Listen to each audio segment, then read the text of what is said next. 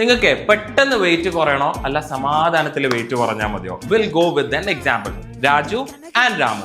രാജു ചെയ്യുന്നത് high intensity of workouts ആണ്, which means high knees, burpees, inch jumping jack, ആ തരത്തിലുള്ള വർക്ക്ഔട്ട് ആണ് രാജു ചെയ്യുന്നത്. എന്നാൽ രാമു ചെയ്യുന്നതോ ലൈക്ക് വാക്കിംഗ്, മെഡിറ്റേഷൻ, യോഗ, ഈ തരത്തിലുള്ള എക്സസൈസസ് ആണ് ആള് ചെയ്യുന്നത്.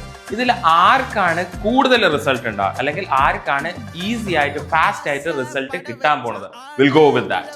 Let's break down the science. Low intensity workout ചെയ്യുന്ന സമയത്ത് നമ്മുടെ പ്രൈമറി എനർജി സോഴ്സ് അല്ലെങ്കിൽ ഫ്യൂവൽ വരുന്നത് ഫാറ്റ് ആണ്, ഫാറ്റ് മെറ്റബോളിസം ആണ് അവിടെ നടക്കുന്നത്. ആൻഡ് ഹൈ ഇന്റൻസിറ്റി വർക്ക്ഔട്ട് ചെയ്യുന്ന സമയത്ത് നമ്മുടെ പ്രൈമറി സോഴ്സ് ഓഫ് എനർജി വരുന്നത് കാർബോഹൈഡ്രേറ്റ് ആണ്, അതായത് കാർബോഹൈഡ്രേറ്റ് മെറ്റബോളിസം ആണ് നടക്കുന്നത്. ലോ ഇന്റൻസിറ്റിയിൽ ഈ ഫാറ്റ് മെറ്റബോളിസം എന്ന് പറയുമ്പോൾ കുറച്ച് സ്ലോ ആണ്, അവിടെ കലറി ബേണിംഗ് കുറച്ച് കുറവായിരിക്കും.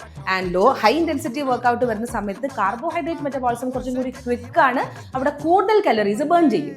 അപ്പൊ നിങ്ങൾക്ക് കുറെ ആൾക്കാർക്ക് കൺഫ്യൂഷൻ ഉണ്ടാവും, ലോ ഇന്റൻസിറ്റി ചെയ്യണോ ഹൈ ഇന്റൻസിറ്റി ചെയ്യണം, അല്ലെങ്കിൽ രാജുവിനെ പോലെ ആവണം രാമുവിനെ പോലെ ആവണം.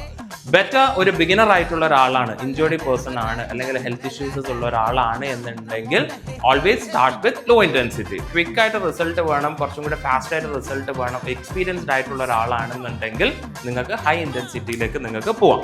ബട്ട് കോമ്പിനേഷൻ ഓഫ് ബോത്ത് ആണ് ബെറ്റർ എന്ന് ഞാൻ എപ്പോഴും എൻ്റെ ഒരു പോയിന്റ് ഓഫ് വ്യൂവിൽ സജസ്റ്റ് ചെയ്ത് കൊടുക്കാറുണ്ട്.